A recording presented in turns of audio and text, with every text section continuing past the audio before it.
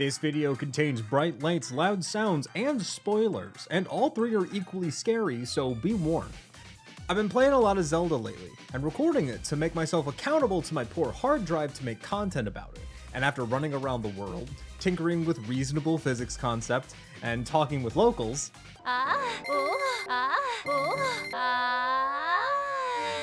I've come to an inescapable conclusion. The people of Hyrule don't know what the true villain of this game is. Some of them think it's monsters. Some of them even want to blame Ganondorf. I mean, how could you blame this on such a happy guy? I mean, look at that smile, that's trustworthy. Now, the true villain of Tears of the Kingdom is capitalism. I'll give you some examples to back that hypothesis. First, stables. That great and functional part of Hyrulean society. Stables have beds for sleeping, pots for cooking, horses for horsing.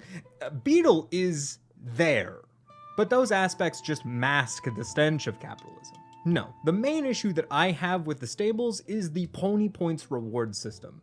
The system is technically just there to give you things for your patronage, extra goodies that are a net positive for the consumer, but that description avoids the greater economic context.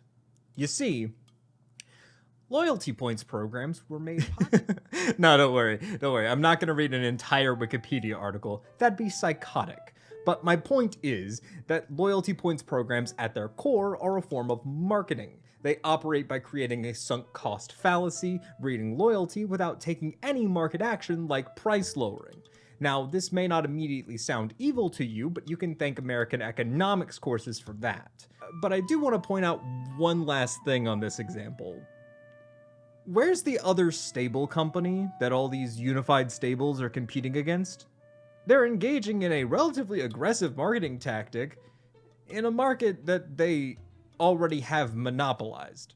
Now, I may have had to stretch things a bit to make that point, but it's not like you'll walk across examples of late-stage capitalism everywhere in-game.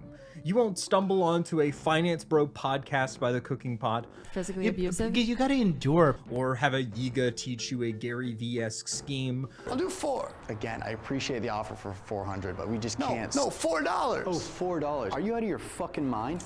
I might be. Oh, you are out of your mind. That's a knife. Okay, cool.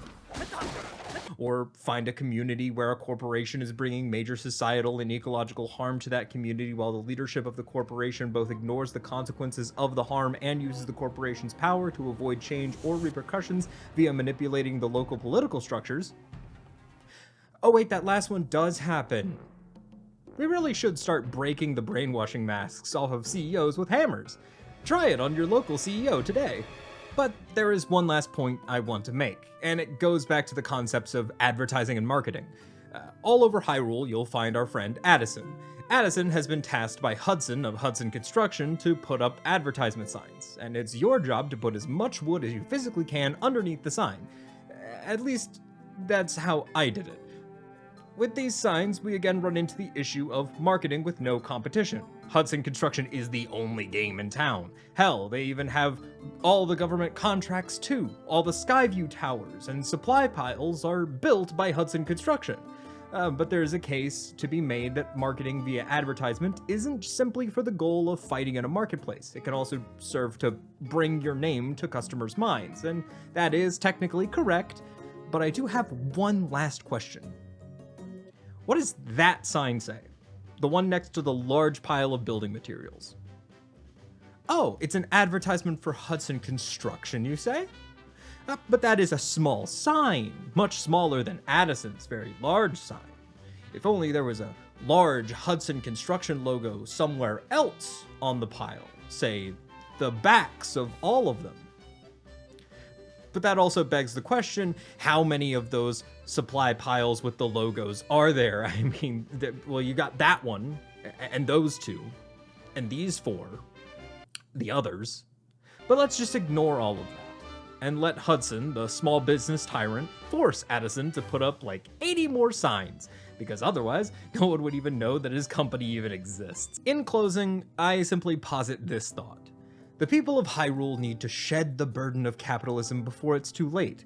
And while Ganondorf's planned future is far from perfect, there are solid communal concepts that can be seen in moblin/bokoblin societal structures.